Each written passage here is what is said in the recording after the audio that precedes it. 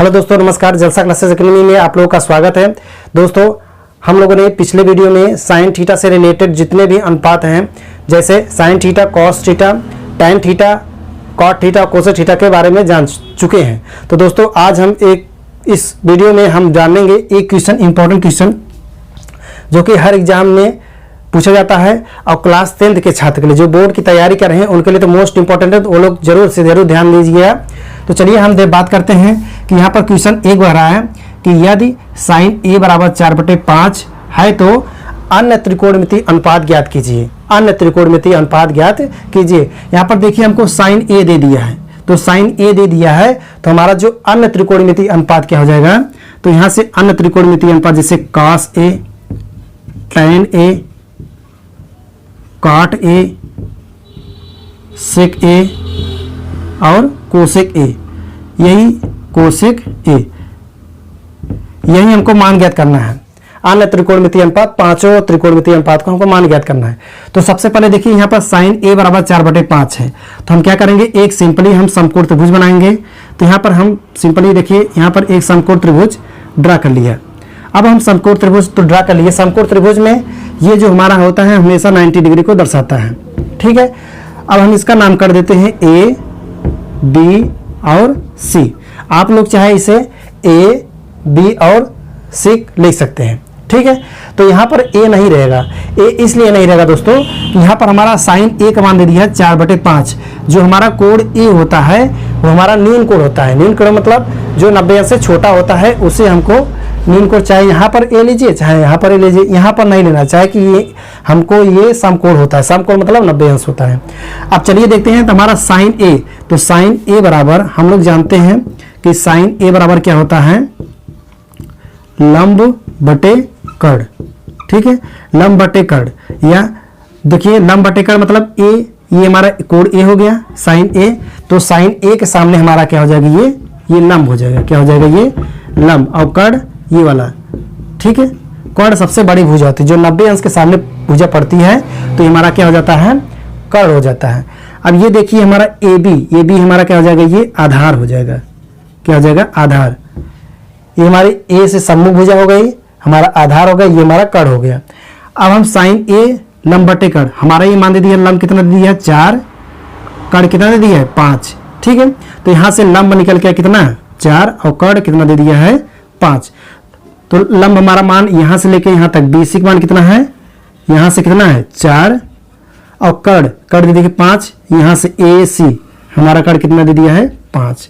अब हमको देखिए ए बी की भुजा नहीं मालूम है, ए और बी हमको आधार नहीं मालूम है, तो आधार कैसे निकालेंगे, पाइथागोरस प्रमेय से। क्या निकालेंगे, पाइथागोरस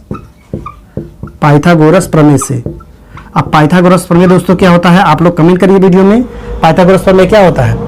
तो यहाँ पर होता है पाइथागोरस प्रमेय, कर्ण का स्क्वायर बराबर लंब का स्क्वायर प्लस आधार का स्क्वायर, ये हमारा पाइथागोरस प्रमेय होता है।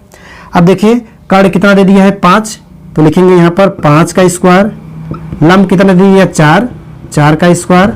यहाँ पर देखिए हमको आधार नहीं मालूम है, तो यहाँ पर आधार का हमको निकालना है, तो यहाँ पर सिंपली हम क्या करते हैं, आधार का स्क्वायर, ठीक है। अब यहाँ पर सिंपली 5 का स्क्वायर है, तो 5 का स्क्वायर कितना आ जाएगा 25 बराबर 4 का स्क्वायर 16 प्लस आधार का स्क्वायर, ये हमको निकालना है, तो इसको हमको लिखना है बार बार। अब देखिए जो 25 है ये बीच में बराबर है, अब 16 को हम बराबर इस साइड लेके आते हैं, इस साइड, ठीक है। तो यहाँ से हमारा हो जाएगा, यहाँ से हमारा क्या हो जाएगा, आधार का स्क्वायर बराबर 25 माइनस 16, ठीक है।